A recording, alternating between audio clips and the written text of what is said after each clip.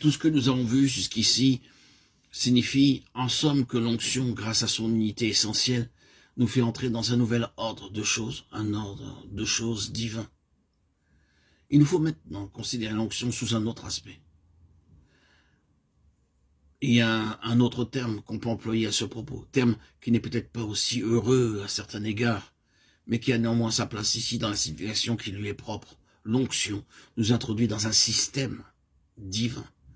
Le mot système n'a pas la faveur de tout le monde et nombreux sont ceux qui l'emploient dans un sens péjoratif. Libérons-nous de cette idée et mettons-nous dans l'esprit qu'il y a un système divin, un système céleste, un ordre de choses qui concerne le ciel. Le tabernacle dans son ensemble représentait l'image des choses qui sont dans les cieux, ce qui signifie bien d'après l'épître aux Hébreux que les choses célestes elles-mêmes constituent un système céleste, un ordre de choses célestes, ordre de choses à la fois général et précis, embrassant tout un ensemble, sans négliger aucun détail. Le tabernacle n'étant qu'une image, une représentation du système céleste, au-delà de l'image, il y a nécessairement l'ordre divin, le système céleste lui-même. Or, remarquez-le, Christ et son corps constituent non seulement un seul homme nouveau, mais un véritable ordre de choses, un système. Si vous voulez, Christ est représenté dans l'ancienne alliance par le tabernacle, par le temple. Et l'on peut voir fonctionner là tout un ensemble extrêmement détaillé et complet. Mais dans les deux cas, le tabernacle comme le temple sont des images non seulement de Christ comme personne séparée, mais de Christ et des siens, un seul peuple, un seul corps. Donc le tabernacle et le temple, cela ne fait pas de doute, représentent l'Église en tant que système céleste.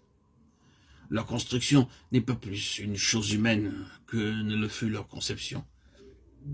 Souvenez-vous qu'il n'est pas un seul fragment sur du tabernacle, sur du temple, dont la conception fut abandonnée à l'initiative de l'homme.